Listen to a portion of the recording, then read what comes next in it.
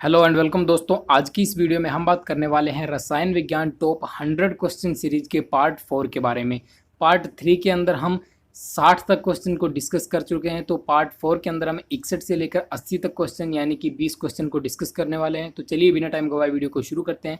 लेकिन अगर आप चैनल पर नए हो तो सब्सक्राइब करके बेल आइकन को प्रेस कर लेना लेटेस्ट वीडियोज़ के लिए, और वीडियो को अभी से लाइक और शेयर कर देना क्योंकि बाद में आप भूल जाओगे। तो चलिए शुरू करते हैं। प्रश्न नंबर 1, दिया सलाई की नोक में क्या रहता है? तो सबसे पहले आपको ये जानना होगा कि दिया सलाई आखिर कहते किसे हैं। तो जो माचिस की तिल्ली होती है, ठीक है, ये वाली जो माचिस की तिल्ली होती है इसी को बोलते हैं दिया सलाई। तो इसके अंदर जो आगे की तरफ एक लाल लाल पदार्थ लगा रहता है इसी को बोलते हैं लाल फास्फोरस। ठीक है, तो ये लाल फास्फोरस होता है जिसकी वजह से हमारी जो तिल्ली है वो जलती है और हम आग जला पाते हैं। आगे बढ़ते हैं क्वेश्चन नंबर 2 पर। विद्युत बल्ब का तंतु किसका बना होता है? तो इसका सही आंसर होगा ऑप्शन नंबर बी। विद्युत बल्ब का जो तंतु होता है, जो फिलामेंट होता है, वो टंगस्टन का बना होता है। आप देखो जो विद्युत बल्ब आपने देखा होगा तो इसके अंदर ये जो फिलामेंट, ये जो तंतु लगा रहता है ना, तार सी लगी रहती है, यही होती है टंगस्टन, और फिलामेंट होता है तंतु होता है। इसके अलावा विद्युत बल्ब से एक क्वेश्चन और पूछा जाता है जो कि बेहद इंपॉर्टेंट है, काफ़ी बार एग्जाम्स में रिपीट होता है, और वो प्रश्न ये है कि विद्युत बल्ब के अंदर कौन सी गैस भरी जाती है। तो इसे आप याद रखना कि विद्युत बल्ब के अंदर ऑर्गन नाम की गैस भरी जाती है। ये क्वेश्चन काफ़ी इंपॉर्टेंट है। चलिए आगे बढ़ते हैं नेक्स्ट क्वेश्चन पर। रेडियो सक्रियता की खोज सर्वप्रथम किस वैज्ञानिक ने की थी? यहाँ पर हमारा सही आंसर होगा ऑप्शन नंबर ए। रेडियो सक्रियता की खोज जो है ये हेनरी बैक्वेरेल नामक वैज्ञानिक के द्वारा की गई थी। लेकिन स्टूडेंट्स काफ़ी कंफ्यूज रहते हैं इसमें, वो इसलिए क्योंकि यहाँ पर रेडियम की जो खोज है वो मैडम क्यूरी ने की थी, और इन्हीं के नाम पर रेडियो धर्मिता की जो इकाई है, ठीक है, उसको क्यूरी में मापा जाता है। इसको आप ध्यान रखना कि रेडियो धर्मिता की खोज, रेडियो सक्रियता की खोज जो है वो की थी हेनरी बैक्वेरेल ने, लेकिन रेडियम पदार्थ की खोज मैडम क्यूरी ने की थी, और इन्हीं के नाम पर ही रेडियो सक्रियता की इकाई क्यूरी में मापी जाती है। आगे बढ़ते हैं नेक्स्ट क्वेश्चन पर। प्याज में प्याज और लहसुन में गंध किस तत्व की उपस्थिति के कारण होती है? तो जैसे कि आप सब जानते हैं कि प्याज और लहसुन के अंदर तीखी गंध आती है, तो इसका कारण होता है पोटेशियम। ठीक है, पोटेशियम को हम के से डिनोट करते हैं, के से लिखते हैं। तो प्याज और लहसुन में जो तीखी गंध आती है तो वो होती है पोटेशियम के कारण। और अगर बात करें कि प्याज और लहसुन कड़वे होते हैं, ठीक है, उसके अंदर जो कड़वापन होता है चखने पर, वो किस कारण से आता है? तो वो होता है सल्फर के कारण से। दोनों ध्यान रखना, इसकी गंध जो स्मेल होती है वो होती है पोटेशियम के कारण, और इसका जो स्वाद होता है कड़वा वो होता है सल्फर के कारण। आगे देखते हैं नेक्स्ट क्वेश्चन को। दवा बनाने के काम आता है। तो दवा बनाने में इनमें से बेंजोइक अम्ल का मुख्य रूप से उपयोग किया जाता है। इसके अलावा बेंजोइक अम्ल का एक और मुख्य उपयोग होता है, वो ये होता है कि फलों के रस को सुरक्षित रखने में भी बेंजोइक अम्ल का इस्तेमाल किया जाता है। तो यहाँ पर हमारा ऑप्शन नंबर ए सही हो जाएगा। आगे बढ़ते हैं नेक्स्ट क्वेश्चन पर। दही में किस प्रकार का अम्ल पाया जाता है?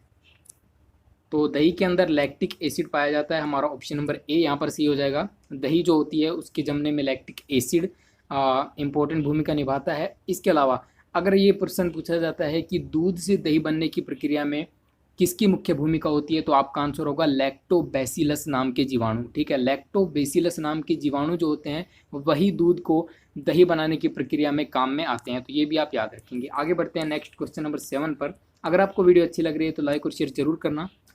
निम्न में से कौन एलपीजी के घटक हैं?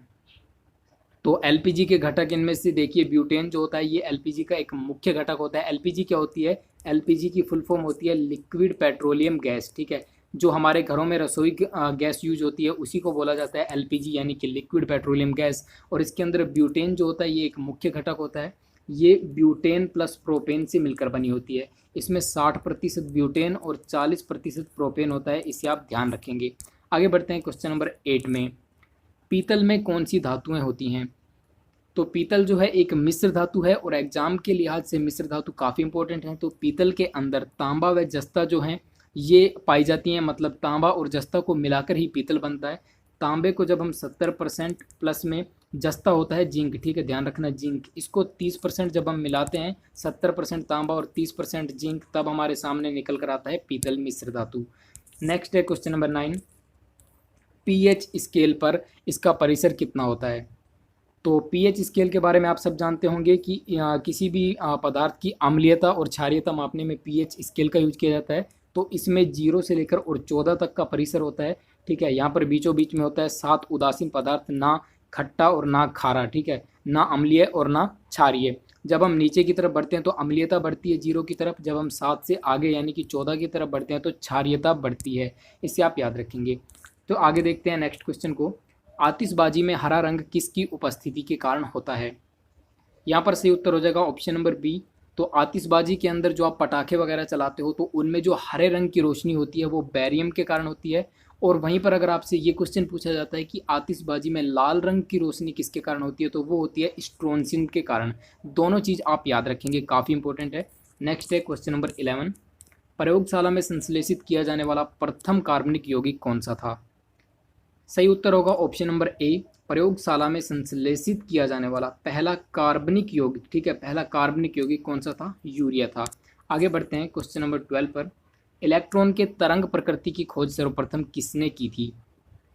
तो आपको ये पता होना चाहिए कि इलेक्ट्रॉन की द्वैत प्रकृति होती है, ठीक है। द्वैत प्रकृति का मतलब क्या होता है कि इलेक्ट्रॉन कण और तरंग दोनों की तरह व्यवहार दर्शाता है। मतलब कि जब इलेक्ट्रॉन को किसी इलेक्ट्रॉन सूक्ष्मदर्शी की मदद से देखा जाता है तो वो एक कण की तरह व्यवहार दर्शाता है, लेकिन जब इसे ऑब्जर्व नहीं किया जाता किसी कैमरा के द्वारा तब यह एक तरंग की तरह व्यवहार दर्शाता है। मानो इसे पहले ही पता चल जा रहा है कि मुझे कोई देख रहा है, ठीक है। ये इसकी बहुत वियर्ड प्रॉपर्टी होती है, मतलब बहुत ही आश्चर्यचकित कर देने वाली इसकी प्रॉपर्टी होती है। इसके बारे में हम किसी और वीडियो में डिस्कस करेंगे। तो सबसे पहले इसकी जो तरंग प्रकृति थी उसकी खोज की थी डी ब्रोगली नामक वैज्ञानिक ने। और इसकी एक कण प्रकृति और होती है, तो इसकी द्वैत प्रकृति पाई जाती है। नेक्स्ट बढ़ते हैं क्वेश्चन नंबर 13 पर। हैलोजनों में सबसे अधिक अभिक्रियाशील कौन सा है? मतलब ऐसा कौन सा हैलोजन है जो सबसे अधिक क्रिया करता है? तो इसका सही आंसर होगा फ्लोरीन, यानी कि ऑप्शन नंबर ए। फ्लोरीन को हम एफ से दर्शाते हैं और इसकी विद्युत ऋणता जो है वो आवर्त सारणी में सबसे ज़्यादा होती है। और फ्लोरीन को ही कपटी तत्व तथा काला भेड़िया के नाम से जाना जाता है। बहुत इंपॉर्टेंट नाम है, आप याद रखना कि फ्लोरीन को कपटी तत्व और काला भेड़िया के नाम से जाना जाता है और ये सबसे अधिक क्रियाशील होता है। नेक्स्ट आगे बढ़ते हैं क्वेश्चन नंबर 14 पर। भोपाल में गैस त्रासदी किस गैस के कारण घटी थी? तो भोपाल के अंदर एक गैस त्रासदी की घटना हुई थी, ठीक है, जिसके अंदर काफ़ी लोगों की जान गई थी। तो ये घटना हुई थी मिथाइल आइसोसाइनेट नामक एक गैस के कारण। तो यहाँ पर हमारा ऑप्शन नंबर सी करेक्ट होगा। आगे बढ़ते हैं क्वेश्चन नंबर 15 पर। रॉकेट को चलाने में प्रयुक्त ईंधन क्या कहलाते हैं? तो रॉकेट को चलाने में जो ईंधन प्रयोग में लाए जाते हैं उनको प्रणोदक के नाम से जानते हैं। प्रोपेलेट इन्हें कहा जाता है इंग्लिश के अंदर, ठीक है। तो यहाँ पर हमारा ऑप्शन नंबर बी सही होगा। चलिए आगे देख लेते हैं next question. Plaster of Paris रासायनिक रूप से क्या है? प्लास्टर ऑफ पेरिस जो होता है यह रासायनिक रूप से कैल्शियम सल्फेट होता है, यानी कि हमारा ऑप्शन नंबर बी यहाँ पर सही होगा। और इसका सूत्र क्या होता है? प्लास्टर ऑफ पेरिस का सूत्र होता है CuSO4, ठीक है, CuSO4 डॉट हाफ H2O, ठीक है, आधा जलकाणु इसके अंदर होता है।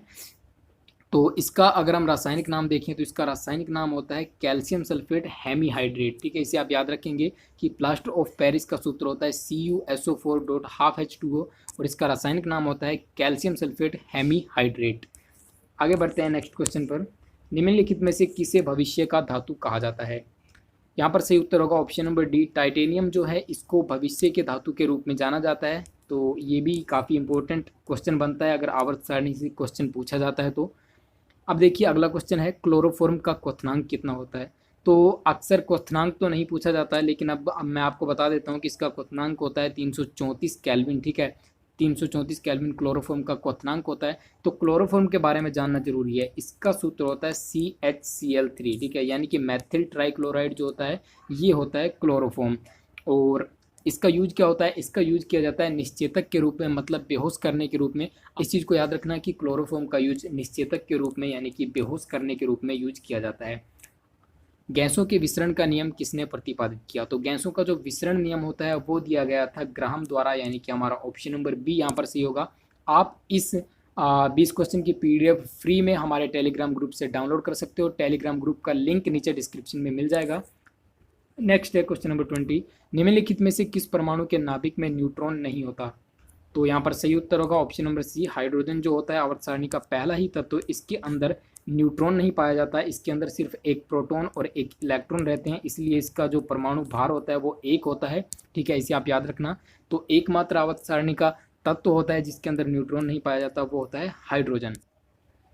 उम्मीद करता हूँ आपको सारे क्वेश्चन अच्छे से समझ में आ गए होंगे। अगर वीडियो अच्छी लगी है तो लाइक और शेयर जरूर करना। मिलेंगे नेक्स्ट वीडियो में।